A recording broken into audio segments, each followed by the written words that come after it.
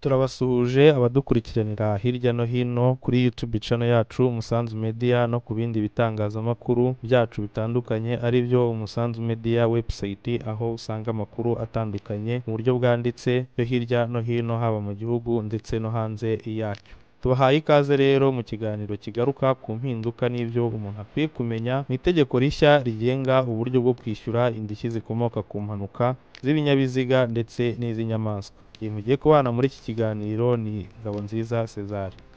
Muri iki kiganiro cyacu turaza kugaruka ku bintu 10 by'ingenzi biri muri iri tegeko rishya, ari nako tugenda tubirambura tunatanga n'ingero kuri buri kintu ndetse tunakurangira ingingo ushobora kubisangamo muri iri tegeko.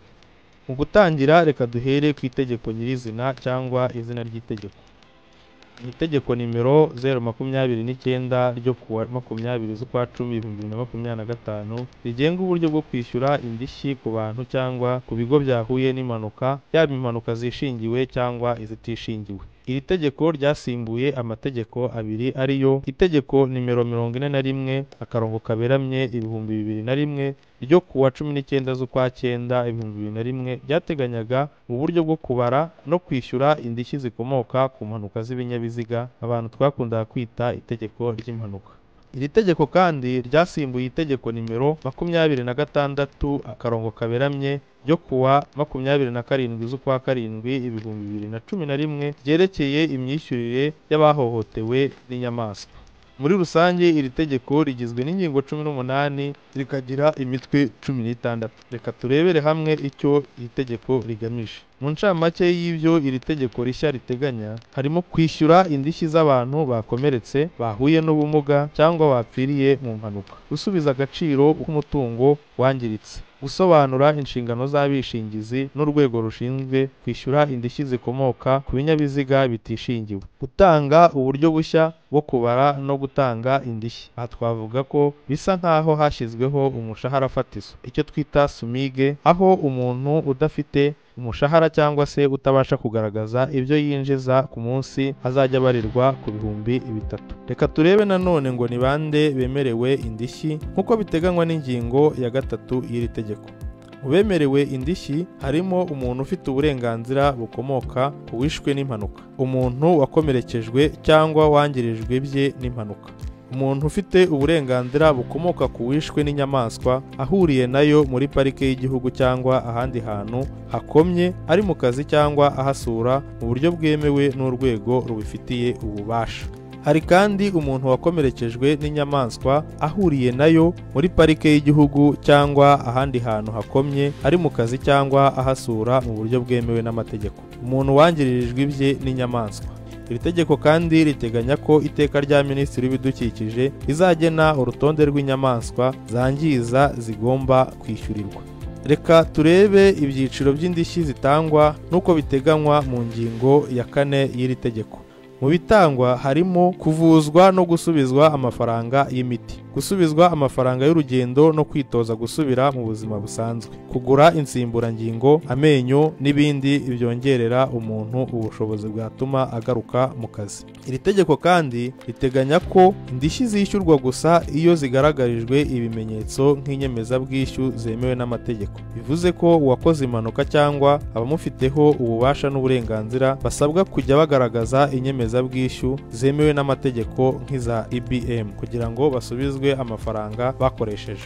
Indi ngingo turagarukaho muri iki kiganiro ni ibirebana n'ubumuga, nabyo byongeye kugarurwa muri iri tegeko. Ingingo ya 5 iteganya ko habaho ubumuga budahoraho, aho ivuga ko uwakomeretse akagira ubumuga budahoraho ahabwa amafaranga asimbura umushahara cyangwa inyungu yahombye kuva igihe yahagarikiye gukora kugeza yongeye gukira akagaruka mu kazi. Ikavuga ko kandi uwagize ubumuga buhoraho we ahabwa indishyi z'ubusembwa ku mubiri, ububabare, gutakaza amahirwe y'akazi cyangwa gushaka, n'igihombo cy'amafaranga yaba yaragize. Iri tegeko riteganya ko kandi Minisitiri w'Ubuzima azagena igipimo cy'ubumuga uko giteye mu Rwanda. Hari kandi indishyi ku bapfuye, aho basubizwa amafaranga cyangwa bahabwa amafaranga y'amatangazo yo gushyingura ubwabyo, igihombo cy'ubuzima n'impozamarira ku muryango n'abasigaye. nk'uko rero twabivuze haruguru, hari kandi n'indishyi z'umutungo, aho uwangiririjwe umutungo ahabwa amafaranga angana n'igihombo yagize. Ibyo twabisanga mu ngingo ya 8 y'iri tegeko. Iri tegeko kandi riteganya abafite inshingano zo kwishyura mu gihe habaye impanuka, aho riteganya ko impanuka zishingiwe zishyurwa n'umwishingizi bireba. Aha twavuga nk'igihe ikinyabiziga cyakoze impanuka gifite ubwishingizi runaka, ubwo bwishingizi nibwo bwishyura iyo mpanuka. Mu gihe impanuka zitishingiwe zishyurwa n'urwego rushinzwe kwishyura indishyi zikomoka ku mpanuka z'ibinyabiziga zitishingiwe biteganywa muri iri tegeko. Ikindi kintu rero kuri iyi ngingo umuntu akwiye kwitaho ni igihe cyo kumenyekanisha impanuka, kuko iri tegeko riteganya ko niba impanuka itigeze itangazwa ku gihe, abafite uburenganzira ku ndishyi zikomoka kuri iyo mpanuka barabutakaza. Aha twavuga ko mu minsi 7 kuva impanuka ibaye, kuba wayimenyekanishije kuri polisi cyangwa ku rwego rw'umurenge, amezi 2 mu gihe ari impanuka yatejwe n'inyamaswa. Bivuze ko nyuma y'amezi 2 ku mpanuka yatejwe n'inyamaswa cyangwa igihombo cyatejwe n'inyamaswa, umuntu aba atagifite uburenganzira bwo kuba yasaba izo ndishyi cyangwa se kurihwa ibyangirijwe n'iyo nyamaswa. Hari kandi igihe cy'imyaka 2 yo kuba wamaze gushyikiriza dosiye isaba indishyi umwishingizi. Nyuma y'iyo myaka, itegeko rivuga ko umwishingizi adashobora kwishyura izo ndishyi keretse iyo birenze icyo gihe cyavuzwe. Uburenganzira bwo kwishyuza izo ndishyi buhita burangira keretse habaye impamvu yihariye yatumye imenyekanisha ridakorwa ku gihe, cas de force majeure. Iri tegeko kandi riteganya ko umwishingizi ashobora kwishyuza uwakoze impanuka cyangwa nyir'ikinyabiziga cyakoze impanuka mu gihe cyakoze impanuka kitari kishingiwe, mu gihe nawe yaba yamaze kwishyura uwangiririjwe n'impanuka. Iri tegeko kandi riteganya uburyo indishyi zibarwa. Mu kubara indishyi, itegeko riteganya ko indishyi zishingira ku gihombo n'umusaruro uwangiririjwe yari afite. Iyo nta bimenyetso by'umusaruro bibonetse, igipimo fatizo ni amafaranga y'u Rwanda 3,000 ku munsi, ishobora kongerwa n'iteka rya minisitiri. Ibi bivuze ko mu gihe ukoze impanuka utabasha kugaragaza umushahara winjizaga, bakubarira bagendeye ku mafaranga 3,000 ateganywa n'iri tegeko. Mu gihe ariko wakora impanuka wari usanzwe ufite ibyo winjiza, ushobora kugaragaza umushahara wawe bakakubarira bagendeye ku mushahara. Muri make rero, hari ibindi by'ingenzi biri muri iri tegeko nabyo umuntu akwiye kumenya, nko ikinyabiziga cyateje impanuka kidafite ubwishingizi gishobora gufatirwa kugeza nyiracyo yishyuye urwego rwishyura impanuka. Iyo umuntu afite ubwishingizi burenze bumwe nko ku kazi no ku rundi ruhande, ashobora guhabwa indishyi zombi ariko hatabayeho gusubiramo ubwishyu nk'uko biri mu ngingo ya 14. Ukeneye ibisobanuro burambuye kuri iyi ngingo, washaka itegeko ukabusoma mu ngingo ya 14 ugasobanukirwa kurushaho.